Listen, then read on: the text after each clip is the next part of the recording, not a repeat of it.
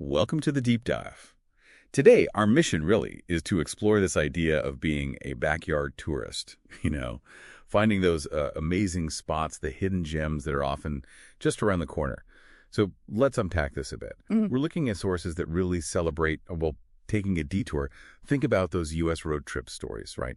You're driving, following the map or GPS maybe, and then you see some quirky sign or an interesting side road, and you make that choice. You intentionally veer off the beaten path just to see what's there. Maybe it's a little local produce stand or, I don't know, a classic mom-and-pop diner or some tiny tourist spot nobody talks about. Yeah, and what's really interesting there is how it's pure curiosity, isn't it? That lure of the unknown. It leads you to things that, honestly, no map is ever going to show you. Yeah. You skip the standard highway exit. And find something real, something local. Exactly. So the key takeaway isn't just where you might end up, but how you find it, that impulse. Which brings us nicely to the Australian backyard, specifically an experience based in Elizabeth, South Australia. I mean, you're right there, basically next door to the Barossa Valley.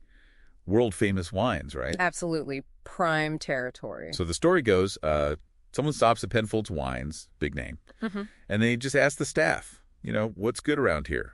Anything local, maybe a bit different. And that simple question leads them somewhere totally unexpected. They get directed to Maggie Beer's restaurant outlet. Now, Maggie Beer, she's considered one of Australia's top chefs. A big deal. Right. And this wasn't something they found scrolling online. No, it was a real aha moment, just hiding there, unlocked by actually talking to someone local. And what a find. The source describes it as, well, you can basically eat your way through her shop. Samples everywhere. Set on a lake, apparently. Beautiful spot. Yeah. Outdoor seating, birds around, just a conversation, totally transformed their day, It does make you think, though, is a recommendation for a famous chef really an off-the-beaten-path discovery? Or is it just sort of tapping into local knowledge networks? That's fair. But I think the point was they weren't looking for Maggie Beer specifically. They asked for something local, unexpected. And they got this amazing tip they would have just driven past otherwise. That's the key, I think. Okay, yeah, I see that. It's the intent behind the question. Not searching for something known, but asking for the unknown. Exactly. And that kind of discovery then opens your eyes to the sheer variety right there in that South Australian backyard. Yeah. Once you start looking past, say, just the wineries, the landscape just changes completely. Like within a reasonable drive, you can go east to the River Murray. Huge for grapes, citrus, stone fruit. And it's recovering from drought, too, which is an important detail. It is. It shows you're not just seeing scenery, you're kind of engaging with the place, its challenges and resilience. Right. That's a layer of depth. Then if you head west, you've got the Gulf of St. Vincent. Great fishing, lots of crop growing areas. And north. North, you hit market gardens, potatoes, tomatoes, sweet corn, that kind of thing. Keep going, and you're in the Clara Valley wine region. And then even further north. Way out there. Coober Pedy. The opal mines. Middle of nowhere, really. The shift is incredible. From lush riverbanks to, desert mining towns. All in one state's backyard. And if you zoom out, South Australia is just one piece of this massive Australian continent, isn't it? We're talking about a backyard that spans climates. Yeah. From, say, tropical Darwin way up north. Yeah, right down to the snowfields. You've got the Great Dividing Range in the southeast, deserts in the Northern Territory, even places like Bateman's Bay in New South Wales, lovely coastal spot. Tasmania's rainforests. Exactly. It's all part of that potential backyard. And, even Melbourne, the city people love to hate sometimes, down in the corner. So the options are huge. You could just pack a lunch cooler for a quick day trip. Or hook up the caravan for a proper adventure.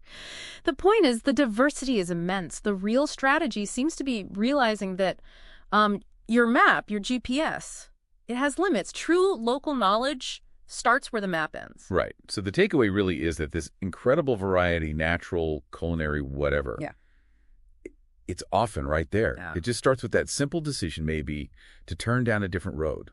And crucially, Ask someone. Ask a local. Ask for their favorite spot, the one that isn't advertised everywhere. That seems to be the shortcut. It really makes you think, doesn't it? Considering that huge range we just talked about, opal mines, market gardens, rainforests, coastlines, it raises a question for you, listening right now. What's the most surprising, maybe geographically diverse hidden gem you think might be close to you? Just waiting for a simple question to unlock it.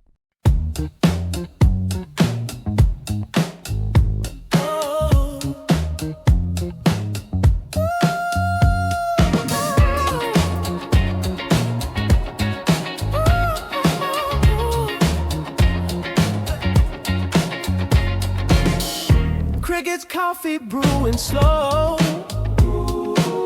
Always something new to talk about, you know. From the land down under where the sunshine gleams. Crickets coffee living out our dreams.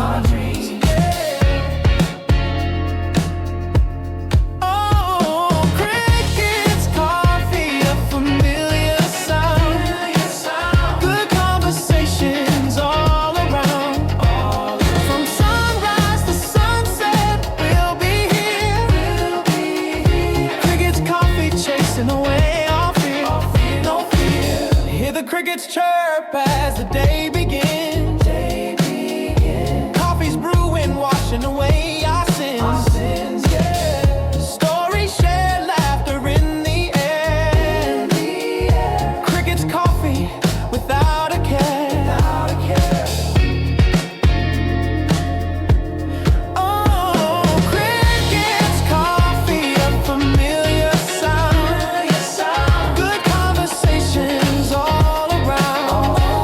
From sunrise to sunset, we'll be here. Crickets coffee chasing away our fear.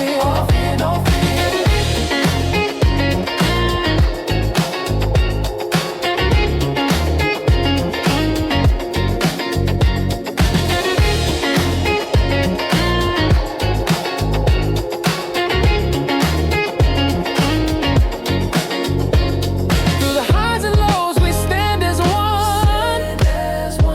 With a cup of coffee till the day is done. New ideas brewing, fresh and bold.